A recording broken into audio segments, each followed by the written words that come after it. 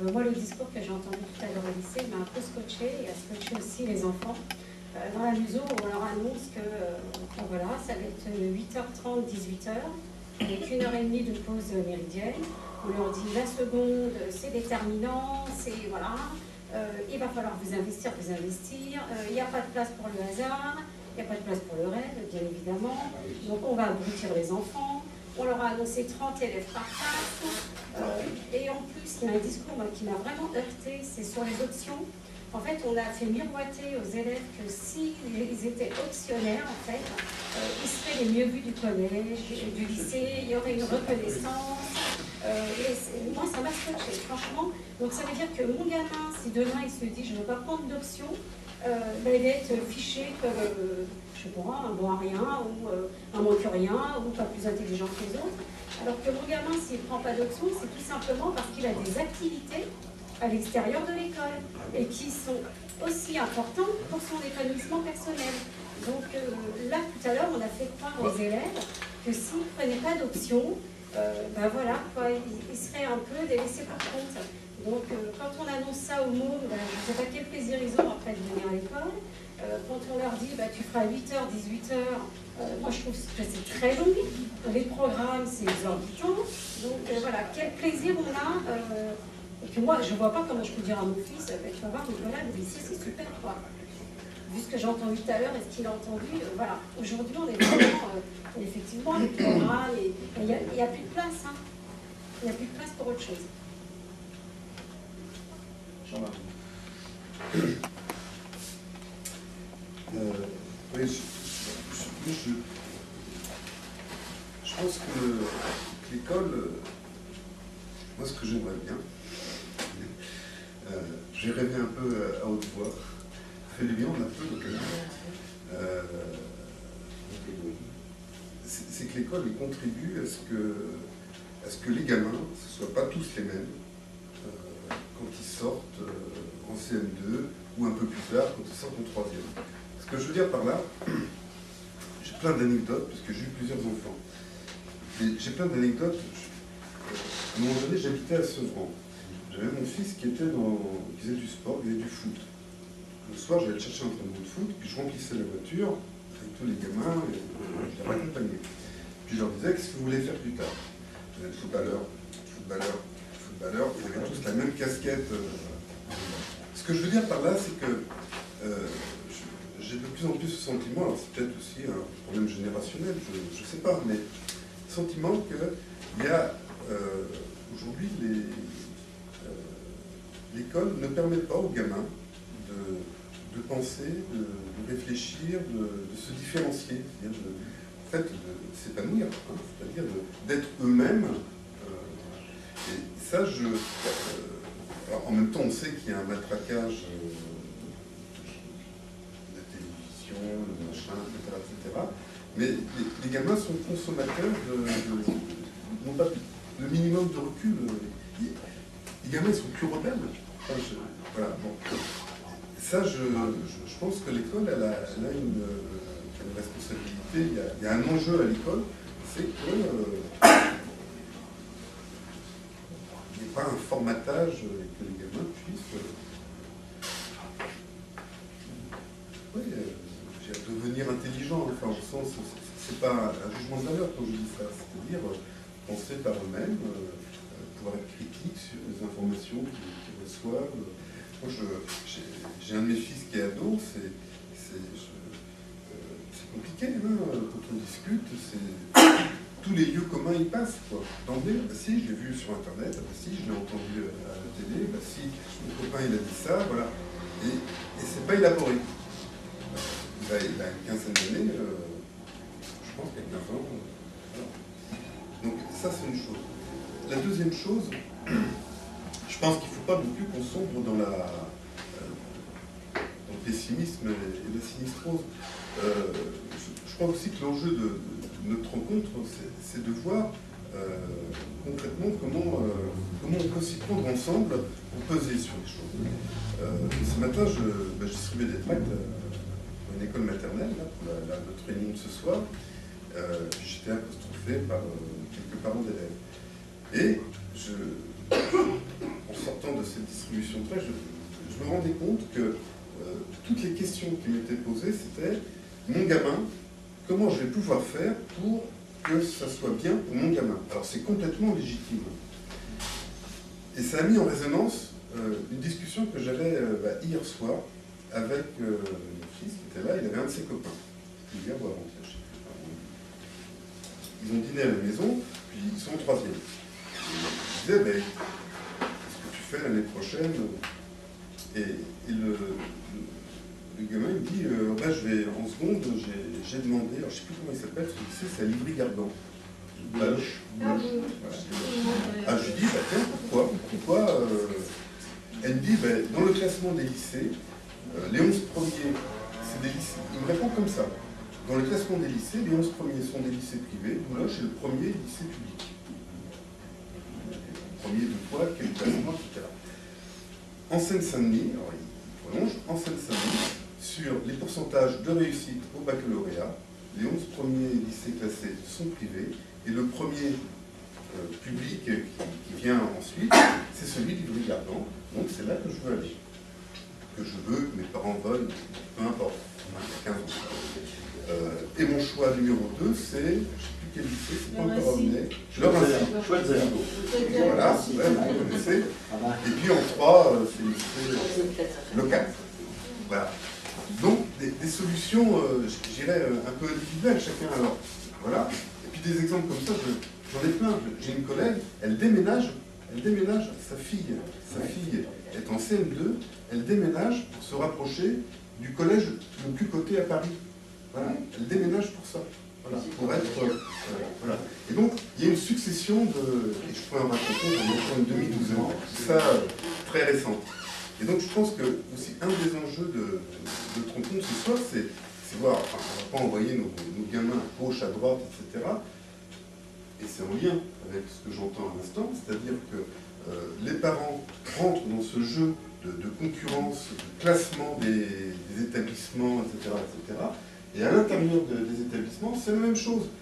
C'est la concurrence. Le meilleur, c'est celui qui va avoir, qui va faire telle langue vivante, qui va faire telle option, qui va en rajouter, etc., etc. En fait, on n'est plus du tout dans un lieu d'enseignement, d'éducation.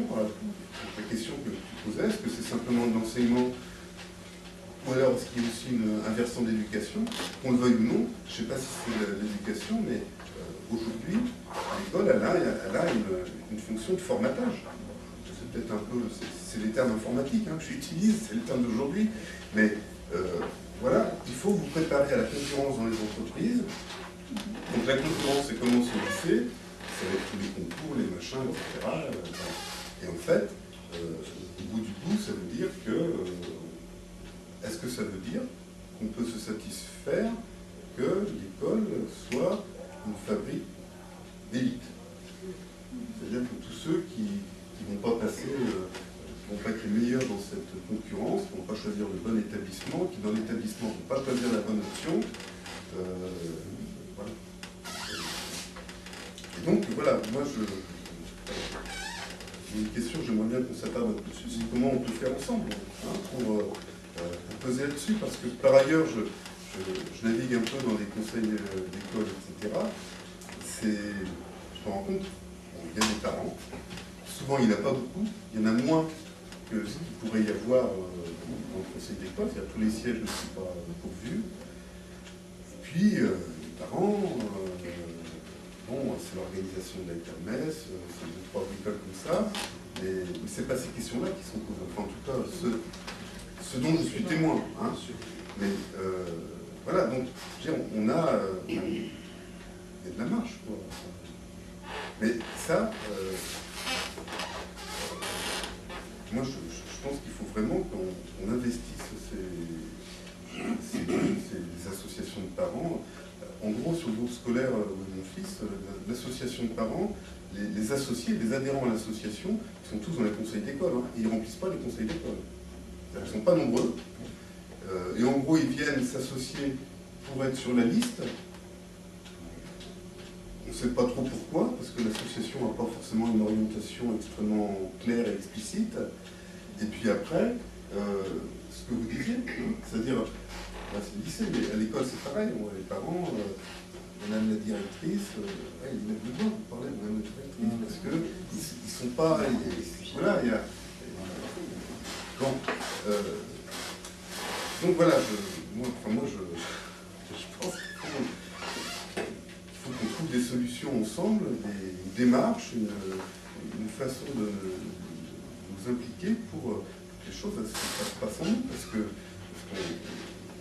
décrit des choses qui ne sont pas très, très heureuses, là, mais voilà, il faut pas s'y résigner, très bon.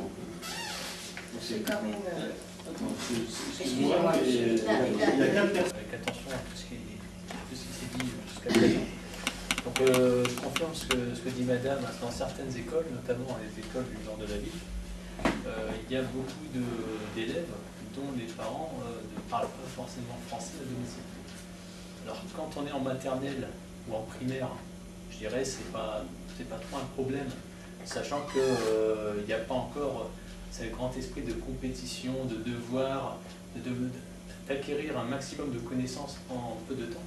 Mais quand on arrive un peu plus loin dans l'âge où les parents sont nécessaires pour ne serait-ce qu'aider les enfants qui sont parfois en difficulté pour comprendre un problème, pour pouvoir le résoudre, là ça commence à pêcher.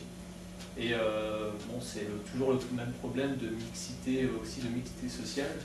Il y a dans certains quartiers, dans certaines écoles, il y a beaucoup plus d'élèves en difficulté du fait, je pense, de ce manque de mixité. Alors dans l'école primaire, déjà, enfin, à mon époque, alors ça a changé, je pense maintenant, il y avait aussi cette histoire de compétition. Il fallait arriver premier, deuxième, troisième, et certains élèves étaient laissés pour compte. Donc c'était le bonnet d'âne, c'était à l'époque. Les élèves les moins bons, entre guillemets, étaient souvent... et ça, c'était à l'époque. Aujourd'hui, je pense que ça a changé. Je le vois par rapport à mon fils. On a plus déjà cet esprit-là. Mais cet esprit de compétition, on retrouve ensuite au collège, certainement au lycée, et bien entendu dans les grandes écoles. Alors, on parlait de trouver de solutions pour essayer d'améliorer le système scolaire. Moi, je ne vais pas forcément apporter de solutions. Moi, je me pose également la question, ne faut-il pas, entre guillemets, revaloriser le travail d'enseignant? Est-ce qu'on ne peut pas essayer d'aider certains enseignants en difficulté, notamment dans les zones sensibles, alors, les enseignants de collège, de lycée, etc., pour pouvoir déjà les aider, ne serait-ce que psychologiquement, parce qu'il y a parfois des situations très difficiles, très délicates. Et on parlait du nombre d'élèves dans certaines classes. C'est vrai que déjà dans les zones sensibles, 25, c'est déjà beaucoup. C'est déjà beaucoup. Et ce n'est pas un milieu, je ne vais pas dire que c'est un milieu hostile, mais c'est un milieu sensible. Et les enseignants ont parfois la peur au ventre, ne serait-ce que de venir en classe. Dans certaines classes, alors il ne faut pas non plus dramatiser la situation, mais il y a certains cas qui sont très difficiles à supporter. Vous parliez, madame, du nombre d'heures, donc 8h30, 18h, je pense que c'est dans les lycées. Alors c'est vrai que dans les lycées, on fait plus de 40 heures, parfois 45, 46. On travaille, enfin à mon époque, on travaillait le samedi matin, tout le mercredi, et on parlait d'options. Donc les options donc, au collège, ceux qui prenaient le latin, ont été considérés comme une certaine élite. Alors, je me pose la question, est-ce que l'on ne peut pas changer ce dispositif? Je n'en sais rien, je pense qu'il y a des langues mortes qu'on peut apprendre, ça peut toujours être utile. Il y a des options, il y a des élèves qui préféreront peut-être prendre des options qui sont peut-être moins cotées. C'est vrai que cet esprit d'élite, entre guillemets, on le ressentait déjà dans le collège. Déjà dans le collège, et puis après, bon, ça ne va qu'en s'accentuant en allant au lycée et un peu plus haut. Voilà, après, qu'est-ce que je peux dire d'autre par rapport à ce que j'ai entendu? On parlait des métiers, on formait des élèves par rapport aux métiers propices dans la région. Enfin, en tout cas, moi, je ne le ressens pas ainsi. Il y a beaucoup d'élèves qui veulent être... alors au départ, quand on est enfant, on veut être aviateur, on veut parcourir le monde, etc. Et après, plus on grandit, et puis on a envie de devenir ingénieur, on a envie de venir travailler dans l'informatique, dans les nouvelles technologies. Alors que dans ces secteurs-là, c'est déjà pas mal bouché. Alors que dans des secteurs de l'artisanat, donc artisans donc dans les métiers de bouche, dans les métiers donc de la plomberie, l'électricité, etc. Là, il y a un manque. Mais les élèves ne sont pas enclins à venir apprendre ce métier parce qu'il n'est pas valorisé. Alors la question c'est est-ce qu'il n'y a pas aussi un problème d'orientation? Au collège, il y a déjà des conseillères d'orientation. Au lycée, bon, c'est une question qu'on peut se poser. Voilà. Merci.